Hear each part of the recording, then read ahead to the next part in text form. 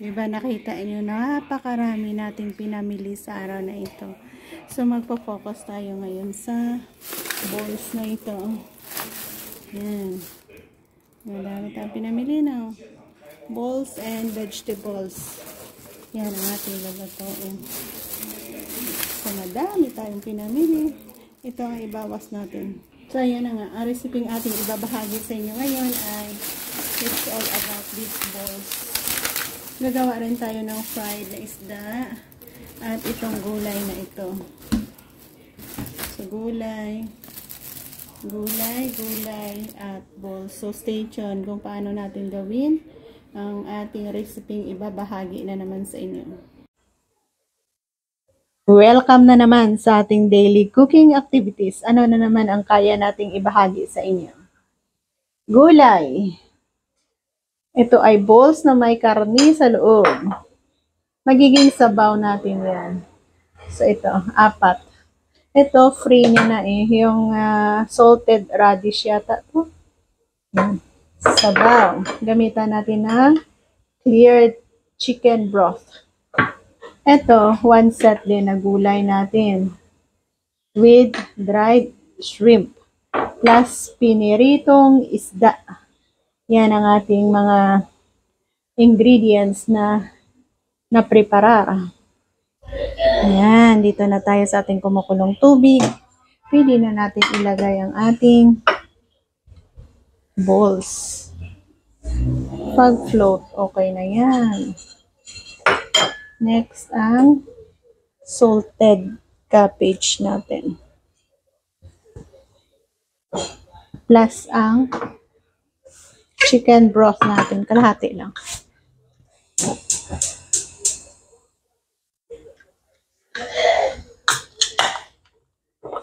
Chicken broth.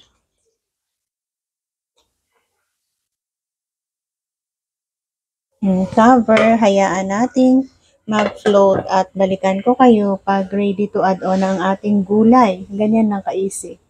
Sa next natin, ito na marinate na natin ito eh. Hinati natin dahil sobrang habang isda yan. And dito tayo magpo-focus sa ating gulay. Masarap na klaseng gulay ito eh. Dito ko lang din to natikman sa Taiwan. Ganyan siya.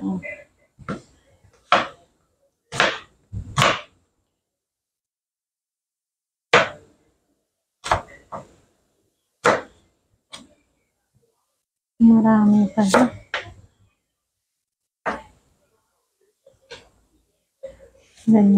Ganyan klaseng gulay.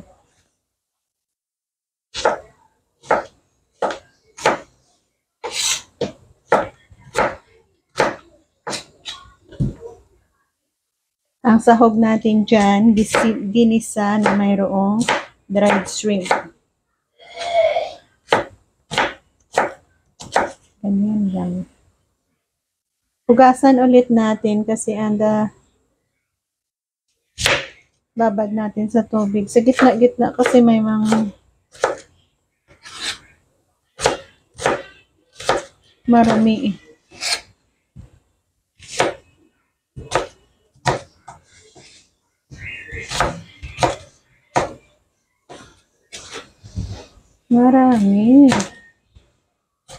Marami pa lang.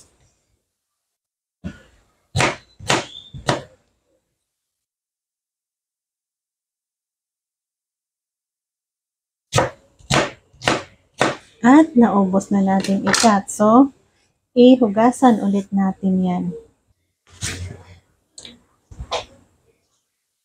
Durugin natin ang ating dried shrimp.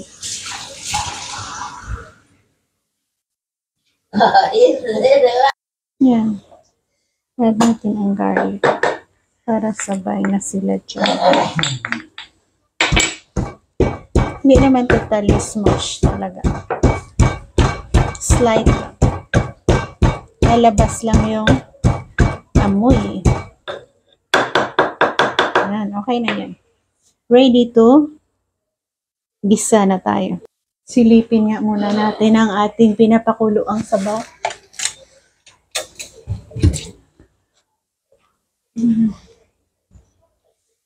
Ayan, float na na. Medyo dumami na rin. Ay, ay, ay. Yan. Hinaan natin ang kanyang apoy. Oops. Yan. May laman itong karne.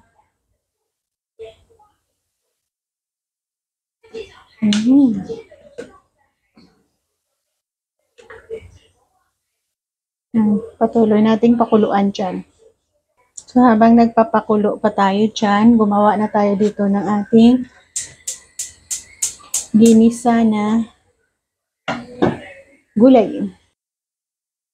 Cooking oil para sa pagisa ng ating gulay.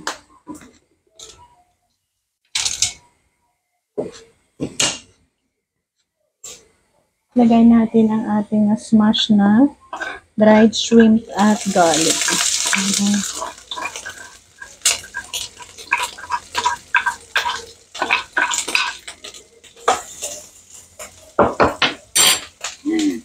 Masakit.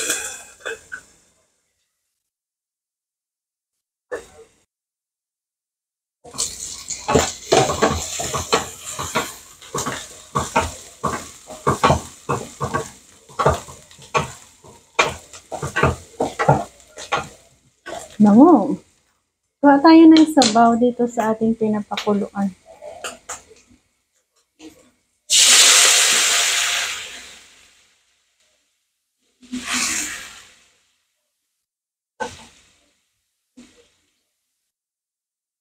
Yan. And, lagay natin ang ating gulay. Diba easy?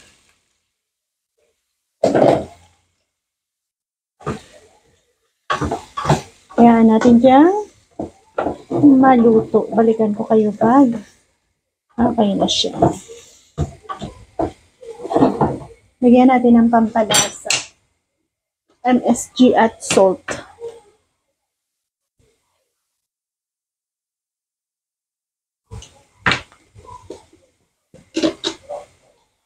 Namaya na ang salt. Nakita nyo ba lumabas ang ibang karne niya? Pwede na natin i-add dyan ang ating gulay. Ganyan lang ka-easy. Wala tayo ng gulay. Sabaw recipe.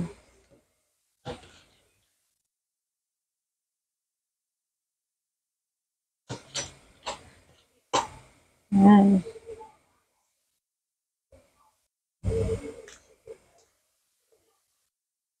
Bilis lang ito. Pagbalik kulo, i-off na natin.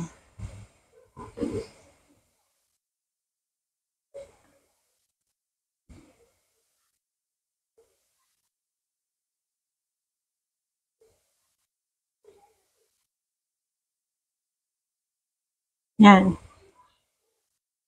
Cover and balik kulo, i-off na. Sabay-sabay na nating lutuin. Isa lang ang lahat dito. Para sabay-sabay na rin silang maluto. So, yan ang ating gulay na patuloy natin niluluto. Ating sabaw. At ito, dito tayo lalagay ng ating fried isda. May konting loose oil pa tayo dito.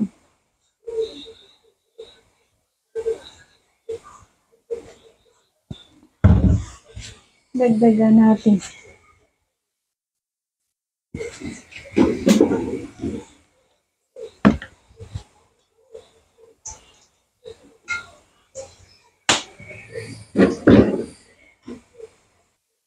Yan, pwede na natin ilagay ang ating dalawang hiwa.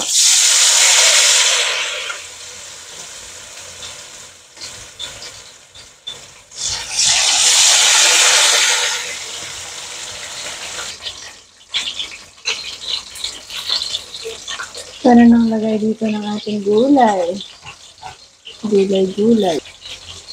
Alam mo pagluto na kasi magiging transparent na. Kagaya niyan, hindi pa yan luto. So, abangan natin na bala ng tubig.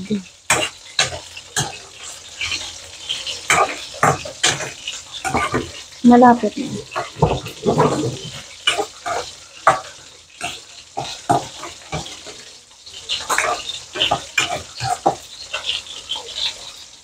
Lagyan natin ng asin. Di pala natin nalagyan ng asin kanina. Asin. Konting asin.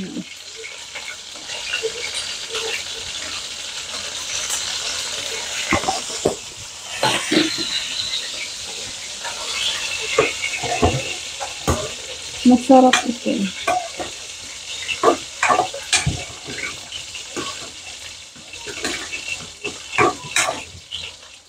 Ganyan. Pang ganyan, okay na, no? Pero may mga part pa na hindi pa okay ganyan. So, cover muna natin and hayaang mag-steam dyan. Isda natin, pwede na ba mabaliktad? Yes.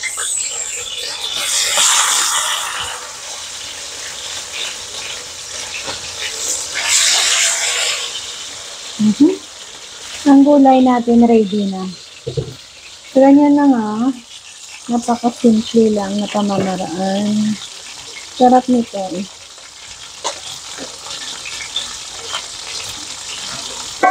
Ayan.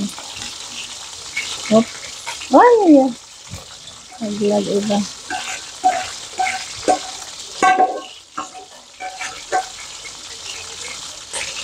Ganyan. So, ganyan na siya. Ang sarap na yan. Isang baliktad pa siguro.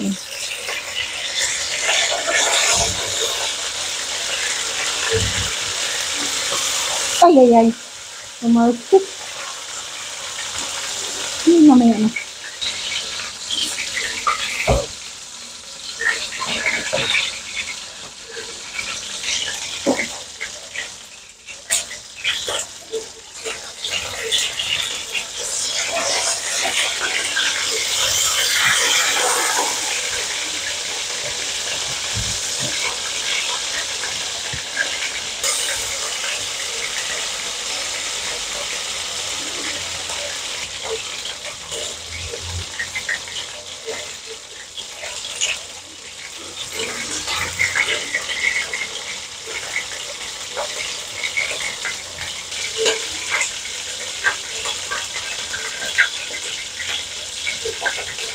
So, ito okay na. Crispy na ito. Oh!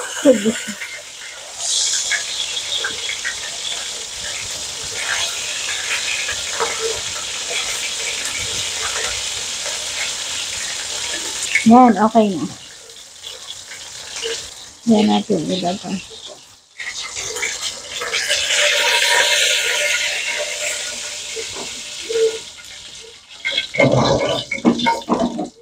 Thank you for joining me. Ito na ang ating buong niluto. Vegetables, fish, at ang ating sabaw na mayroon ding vegetables.